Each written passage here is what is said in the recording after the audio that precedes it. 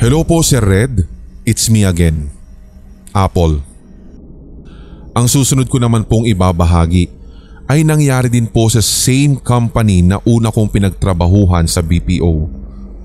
Ito naman po ay hindi naman na naganap sa training room kundi sa sleeping quarter. Tulad ng sinabi ko na after training ay ine-endorse na ako for nesting.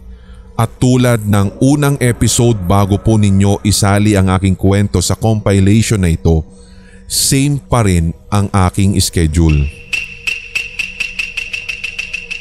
Nakaugalian ko na po na maagang pumasok dahil delikado din talaga kung malilate ako ng pag-alis sa bahay. Kaya talagang umaalis na ako bandang 9 PM para may allowance din akong 1 hour para makatulog pa sa sleeping quarters pagdating ko sa opisina. 11 PM ang aking in at 8 AM kinabukasan ng out.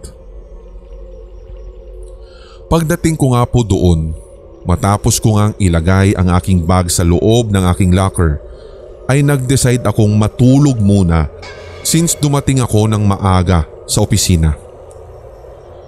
Maaari lamang din po kasing matulog doon ng maximum 1 hour, Sir Red.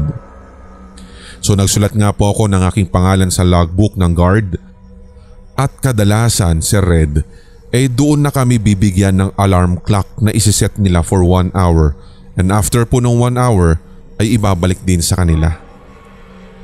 Bawal talaga na matulog ng lagpas sa oras dahil syempre madami din pong gagamit ng sleeping quarters at nang mabigyan din ng chance ang ibang empleyado na magpahinga saglit. Matapos akong magsulat sa logbook ay dumiretso na ako sa sleeping quarters. Pero bago po ako pumasok ng pintuan, sinilip ko po muna kung may tao. Meron akong nakita at isa lang. Bawal din kasing buksan ang ilaw sa loob kaya talagang madilim. So hindi na rin ako nagdalawang isip at pumasok na. Ang itsura naman po kasi ng sleeping quarters namin ay parang ganito. Pagkapasok mo sa pinto ay may dalawang double deck sa gawing kanan at kaliwa na pa-vertical ang pwesto at sa bandang gitna na nasa tabi ng pader ay isa pang double deck at nakaayos naman ang pa-horizontal. So kung susumahin, bali 10 tao ang pwedeng matulog sa loob nito. So doon ako humiga sa kawing kaliwa ng silid sa ibabang parte ng double deck. Wala pa nga pong 10 minuto yun, Sir Red. Nakaramdam na naman ako ng kakaiba. Kakaiba dahil hindi iyon yung lamig na nanggagaling sa hangin na inilalabas ng aircon. Naramdaman ko po talaga yung ihip ng hangin na para bang sa noo ko lang talaga pinatama.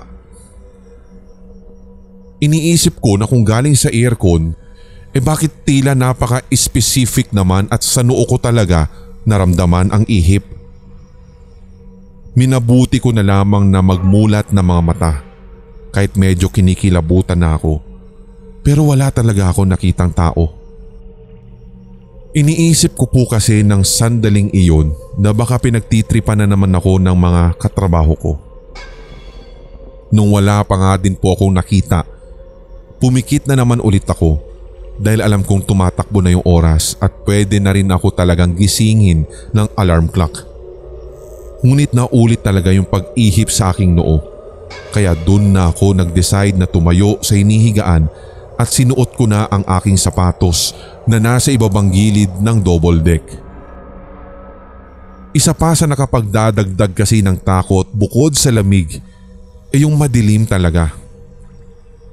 Wala din naman talaga sa personalidad ko yung pagiging matatakutin pero ewan ko kung bakit nanlalambot ako ng sandaling yun. So matapos kong maisuot ang aking sapatos ay tumingin pa ako sa gawing dulo ng silid kung saan nakita ko na may natutulog kanina.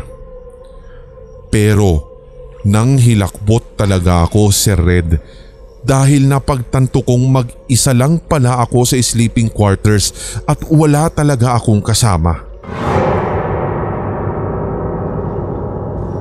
Dali-dali ay lumabas ako ng silid dahil kinikilabutan na ako at nawala din bigla ang aking antok. Lumipas ang ilang araw ay hindi muna ako natulog sa sleeping quarters dahil nga baka maulit na naman ang nangyari. If I'm not mistaken, 4 days pa yata ang lumipas nang mapagpasyahan ko na matulog ulit doon dahil sobrang aga ko talagang dumadating sa opisina. Iniisip ko kasi na kung hindi ko itutulog ito, tiyak sa aking shift ay aantukin na naman ako. Kaya pagdating ko po ay pumunta ako agad sa aking locker at inilagay ang aking bag. Matapos noon, nagsulat na ako sa logbook ng guard at dumiretso na naman sa sleeping quarters. By this time Sir Red ay wala pong tao sa loob. Hindi ko na po kasi naisip na sumilip muna sa see-through na salamin ng pinto, kaya pagpasok ko, lumingalingan na lamang ako at natiyak kong ako lang ang mag-isa. Naisip ko na medyo maaga pa din at 8 PM pa kasi yun. Kaya sinisigurado ko rin sa sarili ko na hindi na mauulit yung nangyari sa akin dati. Usually po kasi Sir Red, 10 PM onwards, madalas na madami nang natutulog sa sleeping quarters kahit hindi po weekend. So dahil nga din sa nangyari, ewan at parang nilulukuban ako unti-unti ng takot.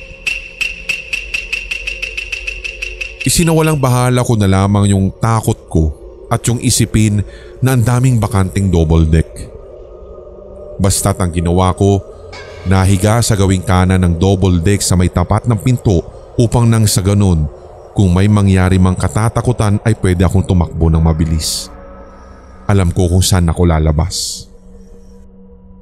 Around 20 minutes na ang nakalilipas. Nakaidlip na rin ako.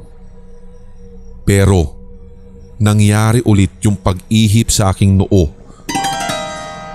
Mas malamig na ito kumpara sa nauna.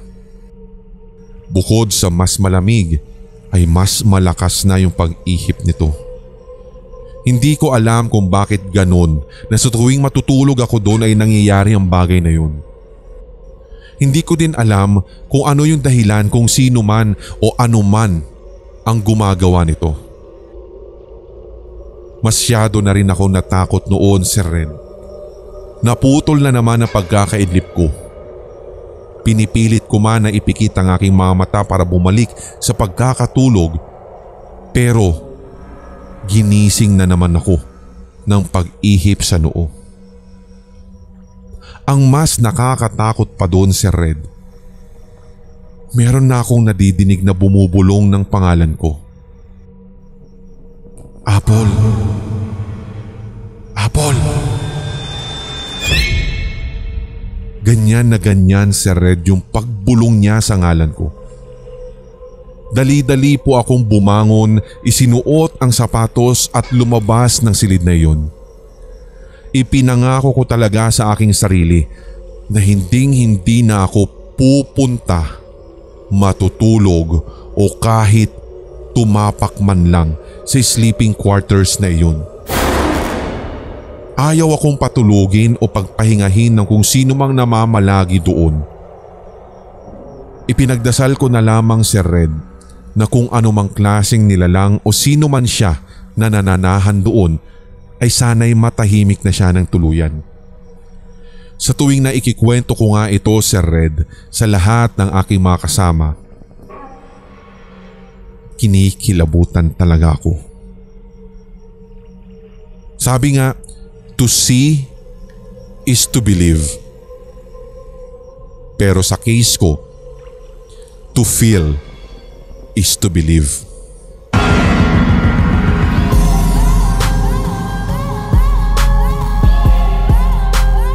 At inyong napakinggan ang tampok na one-shot Tagalog horror story. I-like, mag-comment at i-share ang episode na ito sa inyong social media, mga certified kasindak. Huwag pahuhuli sa mga bagong kwentong katatakutan dito sa ating channel, kaya pindutin na ang subscribe button at ang notification bell. Hanggang sa susunod na kwentuhan dito sa Sindak Short Stories.